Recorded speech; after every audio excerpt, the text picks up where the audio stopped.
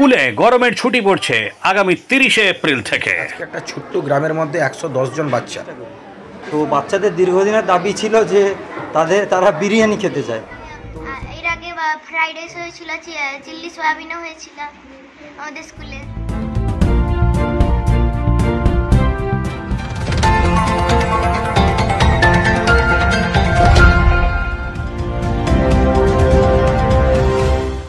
রাজ্য সরকারের ঘোষণা অনুযায়ী সরকারি স্কুলগুলিতে গরমের ছুটি পড়ছে 30শে এপ্রিল থেকে। ঠিক তার আগেই পূর্ব মেদিনীপুরে এগরা বিধানসভার অন্তর্গত তেঁতুলিয়া প্রাথমিক বিদ্যালয়ে অনুষ্ঠিত হলো বিরিয়ানি ভোজন পর্ব। শিক্ষক শিক্ষিকাদের কাছে ছোট ছোট পড়ুয়াদের আবদার ছিল তারা বিরিয়ানি খাবে, তাই শুক্রবার দিন স্কুলে আয়োজন ছিল বিরিয়ানি ভোজের। তো আজকে খুদে পড়ুয়াদের খানাপিনা দেখে আমরা যাব শিক্ষকদের কাছে।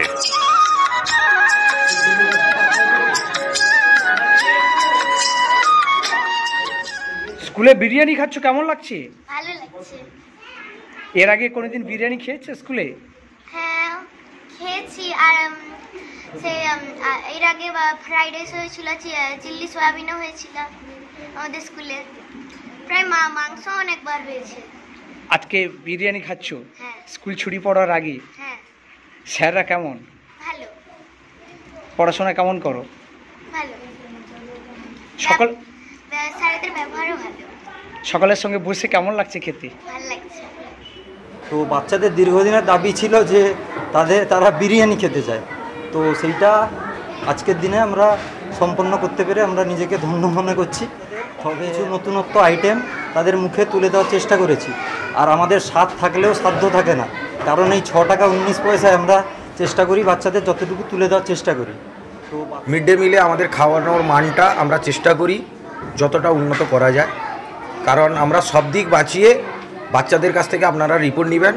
অত্যন্ত সুষ্ঠু স্বাভাবিক অবস্থায় রান্নাকারী থেকে আরম্ভ করে আমার শিক্ষক মণ্ডলী থেকে আরম্ভ করে সকলে কিন্তু সহযোগিতায় আমরা স্কুলটা একটা ভালো জায়গায় আনতে পেরেছি। আজকে একটা ছোট্ট গ্রামের মধ্যে 110 জন বাচ্চা, তো সেই জায়গায় এতগুলি পাশেই একটা শহর, একটা ছোটোখাটো শহর আছে, তো সেখানে নিশ্চিতভাবে 3-4টা ইংলিশ মিডিয়াম স্কুল থাকা সত্ত্বেও 3 কিলোমিটার দূরে বড় বড় ইংলিশ মিডিয়াম গড়ে উঠেছে।